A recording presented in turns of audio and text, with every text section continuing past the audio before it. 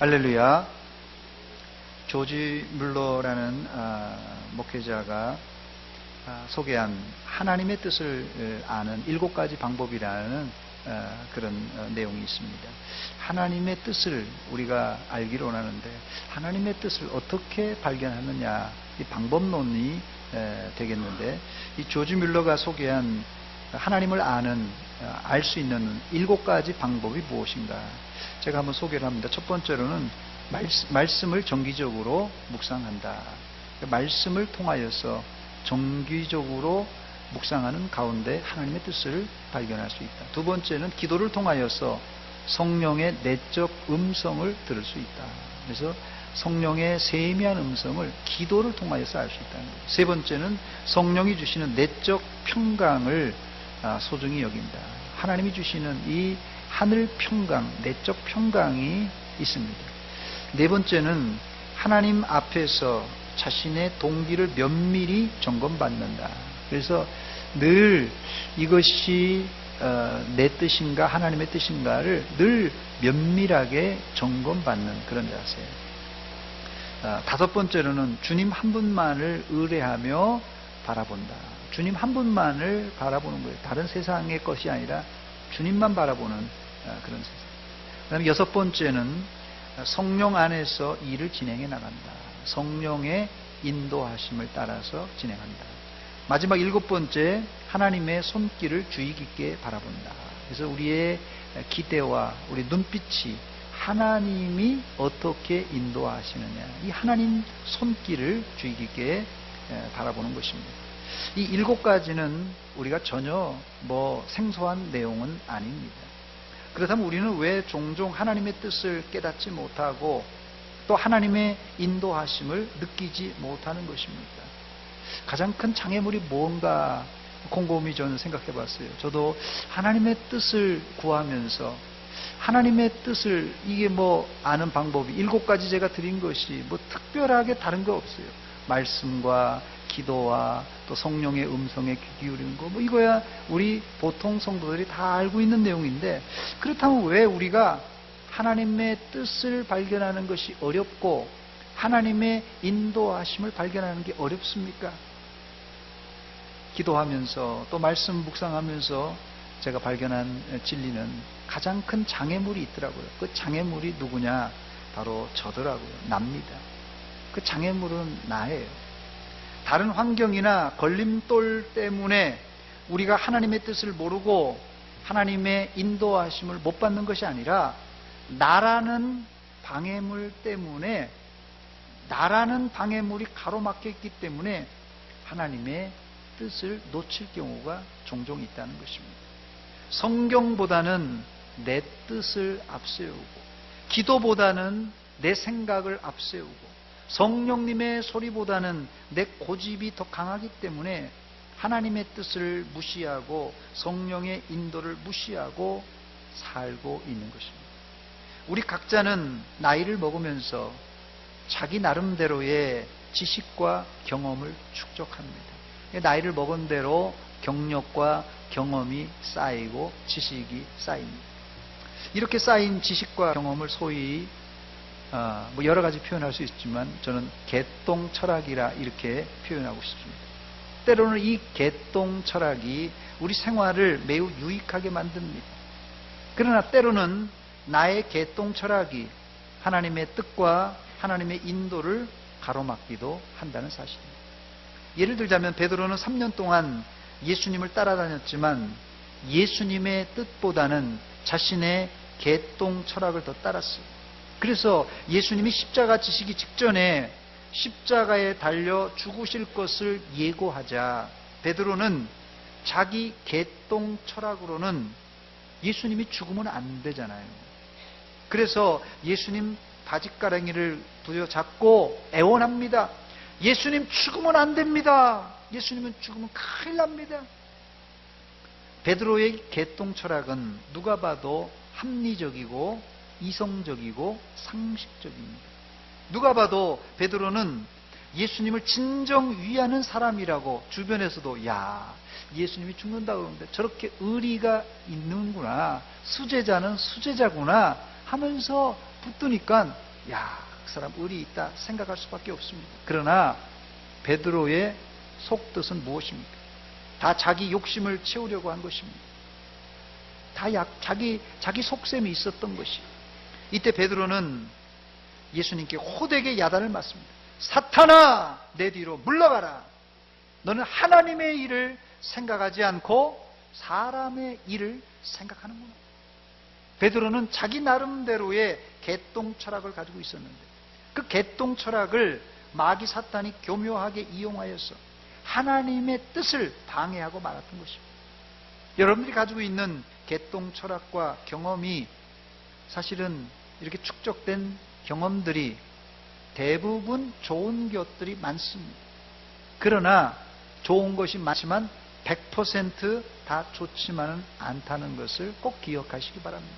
오히려 믿음 생활에 이런 내 경험이 방해가 될 수 있다는 것도 기억하시기 바랍니다. 이런 전제를 가지고 오늘 본문을 볼 때 오늘 본문이 훨씬 이해하기가 쉬워질 것입니다. 오늘 본문은 지난주 말씀과 연결하는 의미에서 11절부터 시작을 했습니다. 우리 11절을 우리 한 목소리로 같이 읽어보겠습니다. 11절 시작. 그날 밤에 주께서 바울 곁에 서서 이르시되 담대하라. 내가 예루살렘에서 나의 일을 증언한 것 같이 로마에서도 증언하여야 하리라 하시니라. 아멘.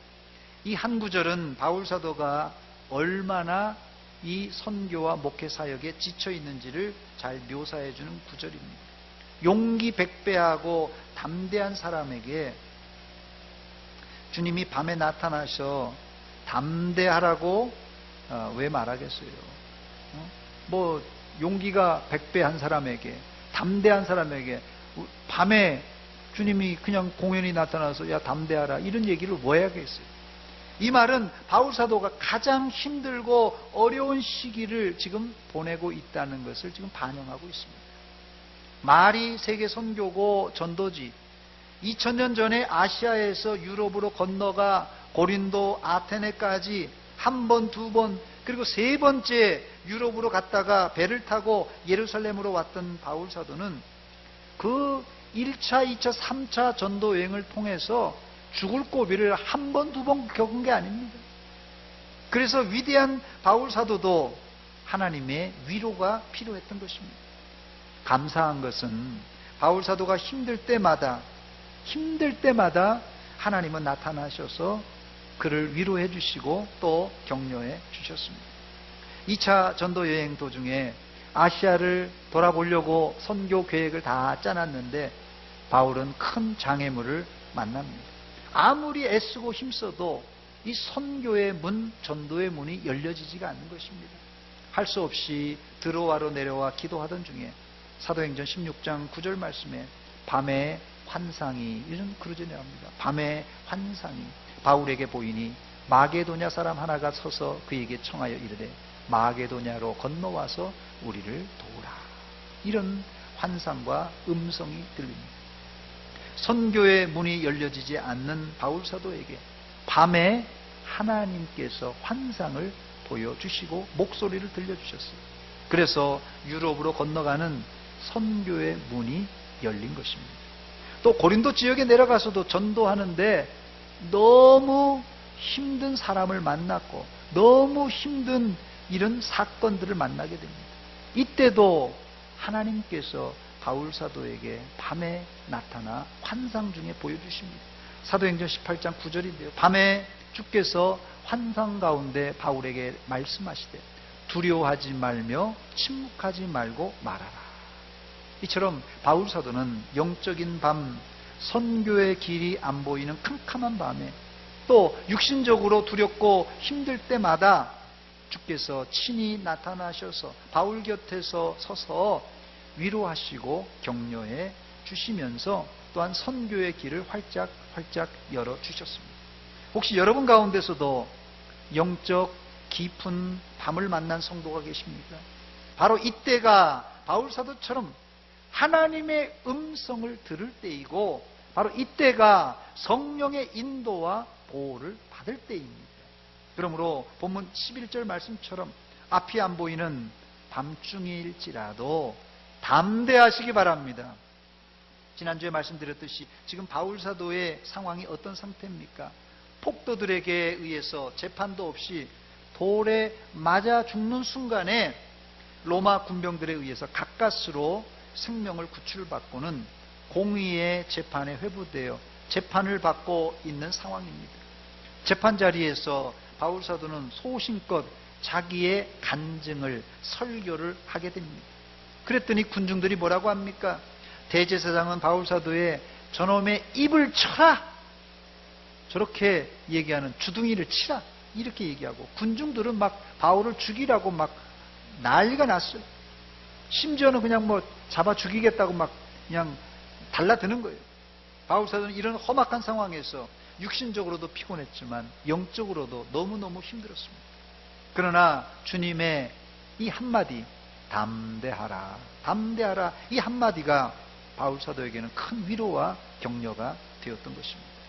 그런데 문제는 이런 음성을 밤에 들었단 말이에요. 바울 사도가 얼마나 든든합니까? 그런데 아침에 일어나 보니까 감옥이고 현실은 그렇지가 않아요.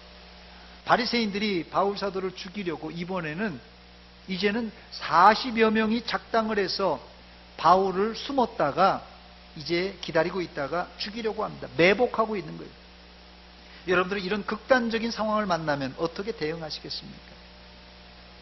눈을 감고 이렇게 하나님의 은혜를 생각하면, 기도하면 하나님께서 환상 중에 나타나서 위로해 주시니까 눈 감으면 위로가 되는데, 막상 눈을 뜨고 현실을 직시하면 막 상황이 너무 복잡한 상황이에요.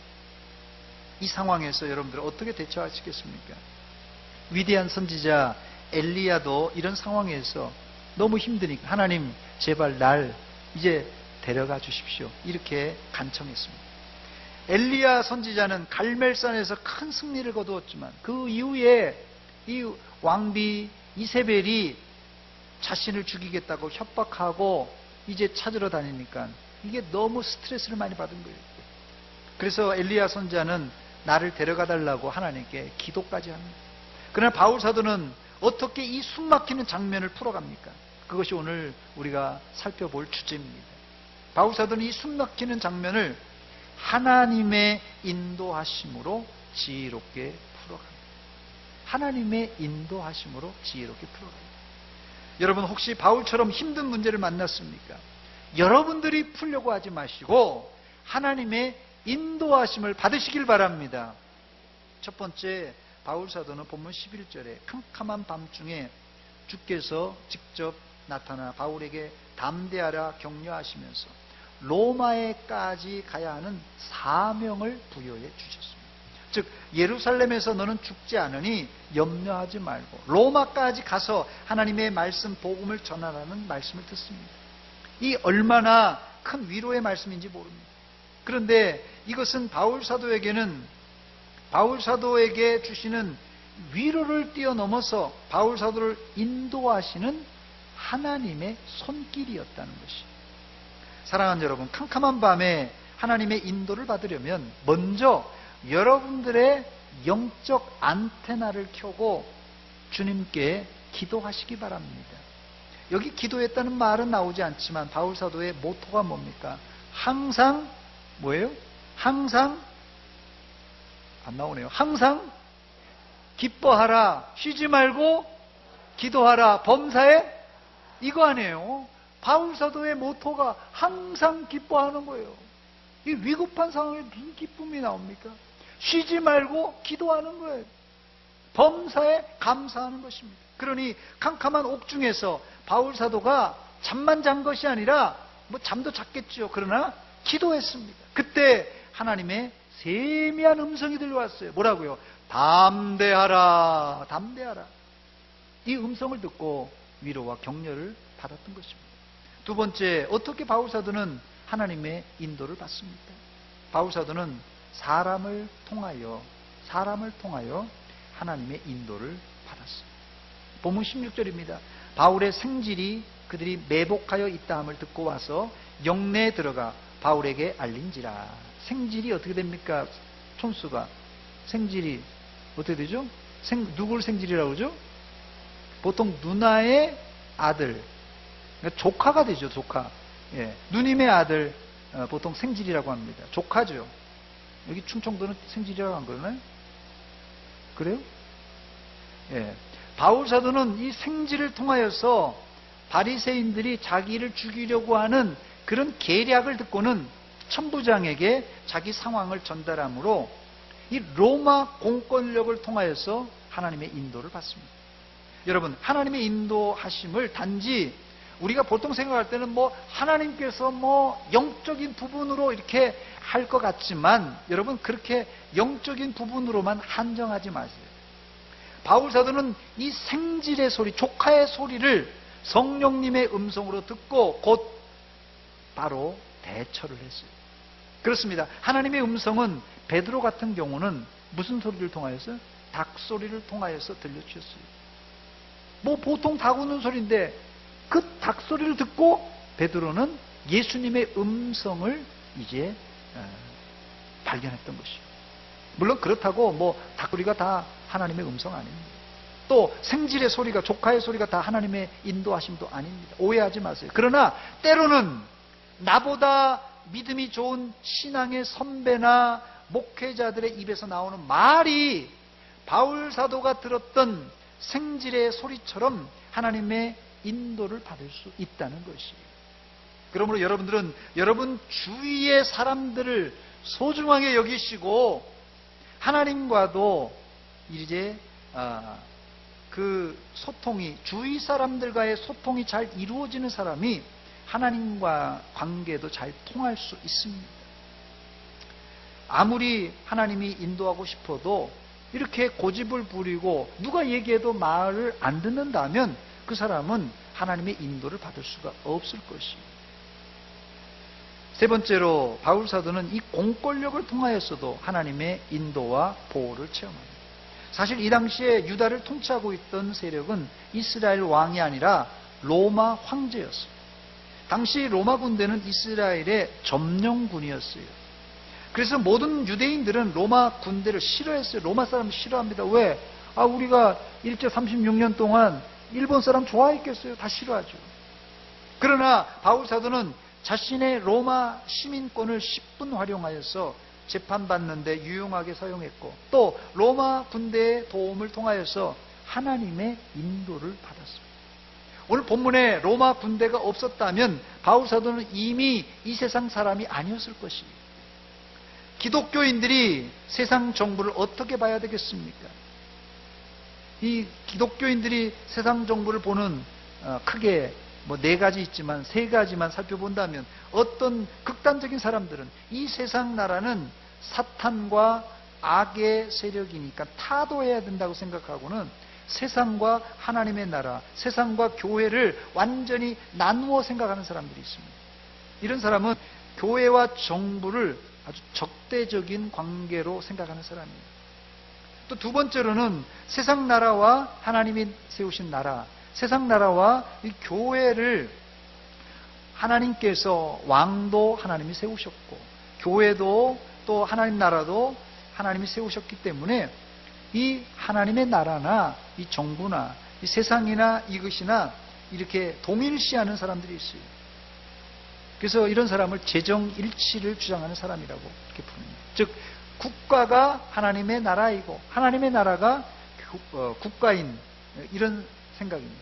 세 번째는 교회는 세상 나라와 구분되고 그리스도인들이 세상 나라의 침투에 들어가서 그 나라를 하나님의 나라로 변화시켜 나가자는 부릅니다. 이게 바로 변혁자로서 교회를 바라보는 경우예요. 이 생각이 아주 건전한 그리스도인의 생각입니다. 건전한 그리스도인이라는 세상과 분리되어 있지만은, 세상과 구분되어 있어요. 그렇지만 세상 속으로 들어가서 거기서 우리가 빛과 소금의 직분을 감당함으로 어두운 세상을 밝게 비추고 부패한 세상의 방부제 역할을 감당해야 하는 것입니다. 이런 면에서 볼 때 바울 사도는 자신이 가지고 있었던 이 로마 시민권과 로마의 공권력을 지혜롭게 잘 사용함으로 이제 1차적으로는 자기의 생명을 보존하게 되고, 또 그것을 통하여서 복음을 전하는 도구로 10분 사용합니다. 그리스도인이라면 너무 극단적인 생각을 가져서는 안 됩니다. 물론 진리와 비진리 싸움에서는 우리가 목숨을 걸어야 될 것이에요. 물러날 수 없지만은 우리가 특별히 인간과 인간 사이의 관계는 유연하게 대처해야 될 것입니다. 특별히 이 문화적인 문제는 어떨 땐 타협하고 어떨 땐 양보해서 서서히 변화시켜야 부작용이 없이 복음을 효과적으로 전할 수 있습니다. 바울 사도가 바로 이것을 참 잘했어요. 저를 한번 따라서 하시기 바랍니다. 뱀처럼 지혜롭게, 비둘기처럼 순결하게. 우리가 세상에 나가서 꼭 이렇게 행동해야 됩니다. 예수님께서 지시하신 것이에요. 뱀처럼 지혜롭게, 비둘기처럼 순결하게. 이 두 가지 조건이 잘 이루어질 때 우리가 지혜로운 사람이 되는 것입니다. 네 번째, 그런데 여기 본문에 극단적인 이 종교 지도자들, 종교주의자들이 나옵니다. 바울을 죽이기 전에는 40여 명이 물도 음식도 안 먹겠다고 맹세한 아주 극단적인 이 종교주의자들이, 지도자들이 나옵니다. 이들의 행동은 과거 바울 사도가 먹었던 마음과 똑같아요. 과거 청년 때 바울 사도가 이렇게 행동했던 사람입니다. 이들이 무식해서 그렇습니까? 아닙니다. 너무 똑똑한 사람들이에요. 이들이 법을 안 지키는 무법자들입니까? 아닙니다. 이들은 대제사장에 가서 바울을 죽이겠다고 맹세하고 합법적인 지지를 얻어내는 사람이에요. 이제 이 40여 명의 이 열심당원들이 바울을 죽이려는 것은 로마법으로는 안 되는 겁니다. 그러나 유대법으로는 합법적인 이런 근거를 얻었어요. 대제사장한테도 가서 다 보고하고 좀 하는 거예요. 본문 14절입니다. 대제사장들과 장로들에게 가서 말하되, 이 40여 명이 말하는 거예요. 우리가 바울을 죽이기 전에는 아무것도 먹지 않기로 굳게 맹세하였으니 그래요. 이들은 자신이 가지고 있는 이 개똥 철학을 심지어는 사람을 죽이는데 사용하려고 작당을 하고 있어요. 사람이 보통 이게 한 가지에 미치면 말입니다. 한 가지에 미치면 눈에 뵈는 게 없어요. 누구나 이건 조심해야 될 겁니다. 이거 누구나 장담할 수가 없어요. 지도자 중에 4종류의 지도자가 있다고 합니다. 4종류의 지도자. 똑개, 멍개, 멍부, 똑부 이렇게 합니다. 이게 뭐냐? 똑개, 멍개, 멍부, 똑부가 뭐냐? 똑개, 똑똑하고 게으른 지도자. 멍개, 멍청하고 게으른 지도자. 멍부, 멍청하고 부지런한 지도자. 똑부, 똑똑하고 부지런한 지도자. 이 4가지 종류의 지도자형이 있다고 합니다. 이 중에 가장 최악의 지도자가 누군지 아십니까? 멍청하고 게으른 이 멍게형 지도자가 최악일 것입니다. 멍청하니까 이게 또 거기다 게을르기까지예요. 이게 최악이죠. 그러나 사실은 더 최악이 있습니다. 더 최악은 멍청하고 부지런한 멍부 지도자예요.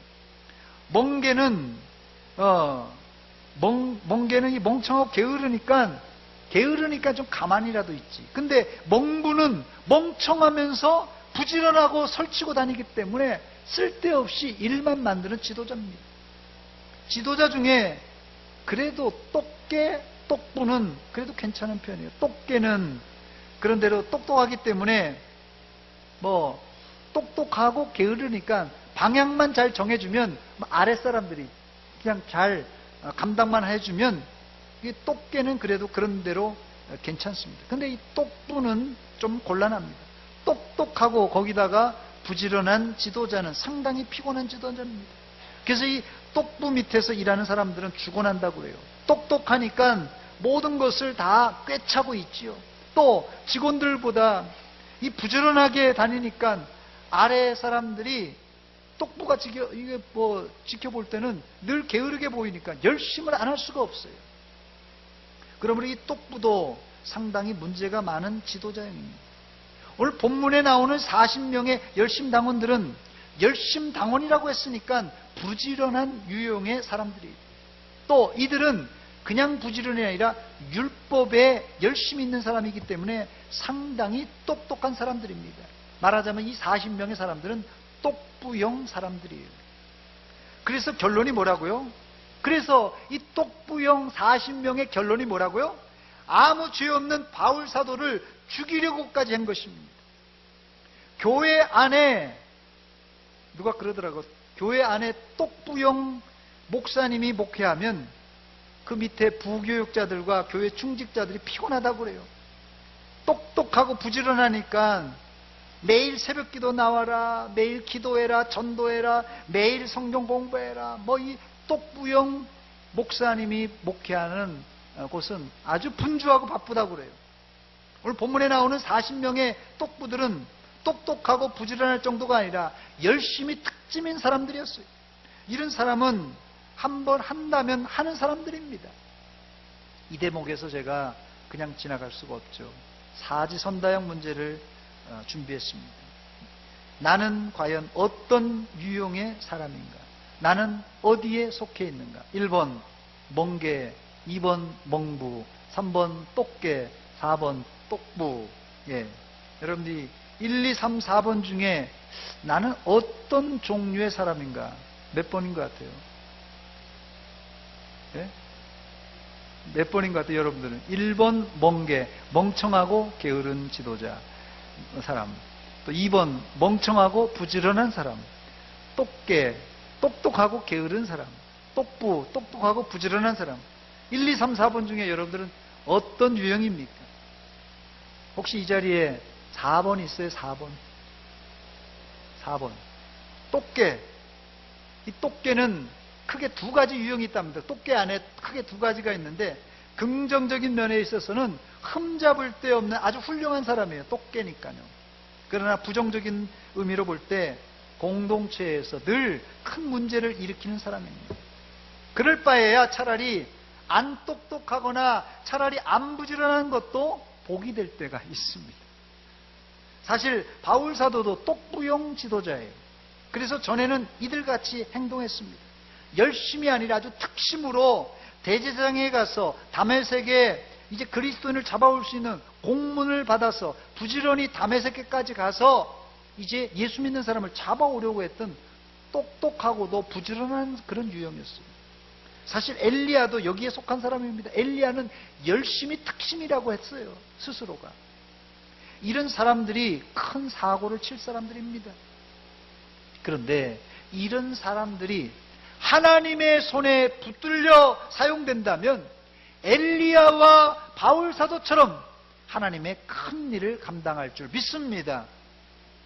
다섯 번째로 똑부였던 이 40여 명은 작당하여 바울 사도 하나를 잡기 위해서 대책 회의를 했어요.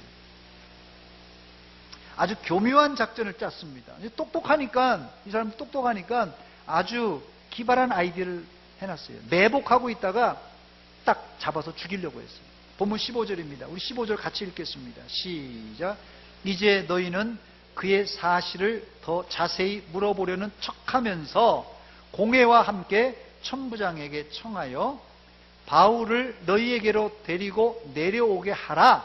우리는 그가 가까이 오기 전에 숨었다가 죽이기로 준비하였노라. 이렇게 말합니다.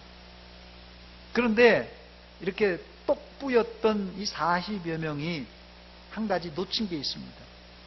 반말은 누가 듣는다고요? 쥐가 듣고 낱말은 새가 듣는다는 속담을 몰랐어요.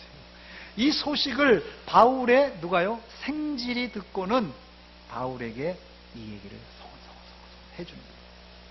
이 소식을 듣고 바울 사도는 어떻게 수습합니까? 바울 사도는 상당히 이성적인 사람이었어요. 이것을 바로 이 그리스도인의 태도입니다. 바울 사도도 사실 기분이 나빴을 것이에요. 아니 내가 잘못한 것이 없는데 니들이 왜 그러느냐. 아마 흥분하고 싸울 수도 있는 상황이에요. 바울이 뭐 잘못한 게 뭐 있겠습니까? 그러나 바울 사도는 매우 냉정하게 이성적으로 대처했습니다. 화내면 내가 아무리 잘했을지라도 진 거예요, 그거는. 물론 공문과 의분이라는 게 있지만 이런 것을 제외하고는 대부분의 화는 사탄의 100% 이용당하고 맙니다. 결국 치밀한 바울 사도의 대처는 로마 군병들을 통하여서 누구의 인도를 받는다고요? 하나님의 인도를 받습니다. 바울 사도의 생지를 통하여서 정보는 백부장에게 보고되고 백부장은 천부장에게 보고하여 결국 바울 사도는 한밤중에 안전하게 이 가이사라로 호송되게 됩니다. 본문 23절입니다. 백부장 둘을 불러 이르되 밤 제3시에, 밤 3시는 이 저녁 9시를 말합니다. 3시에 가이사라까지 갈 보병 200명과 기병 70명과 청병 200명을 준비하라고. 여러분, 미결수 한 사람 바울 때문에 이 바울을 호송하는데 무려 470명이 한밤중에 동원됩니다. 이거 군대로 하자면 비상이에요, 비상. 뭐 경찰로 하자면 가포 비상입니다, 이건. 보병이 200명, 기병이 70명, 창병이 200명, 도합 470명이 동원된 거예요. 여러분, 로마 군병 470명은 큰 싸움을 치를 수 있는 군사입니다. 천부장이라고 하면 무슨 뜻입니까? 1000명의 부하가 있다는 뜻이에요.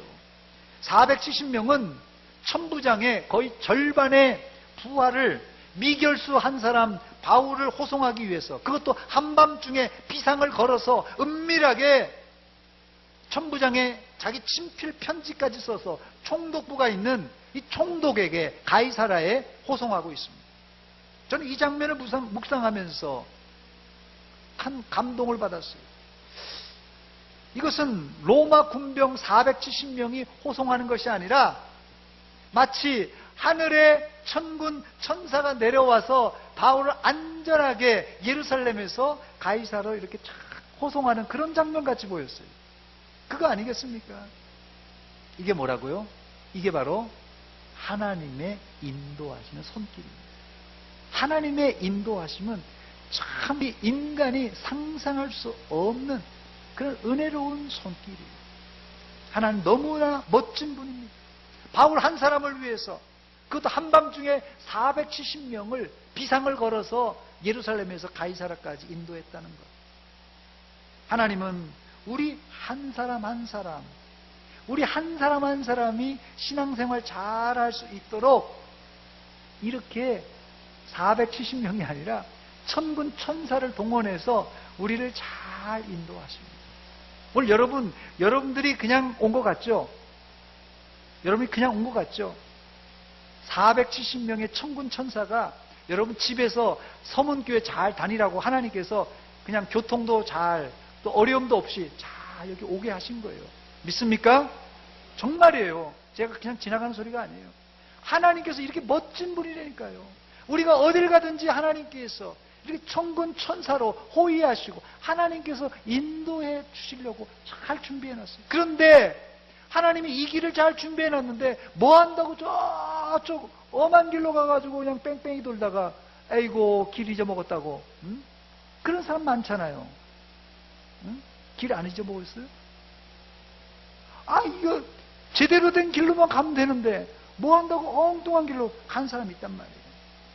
하나님은 우리 한 사람 한 사람 신앙생활 잘하려고 대전 서문교회까지 이렇게 보내주시고, 나 한 사람을 위해서 이렇게 여기 있는 멋진 목사를 또 붙여주시고, 예, 세 분이 아멘 하셨습니다. 예.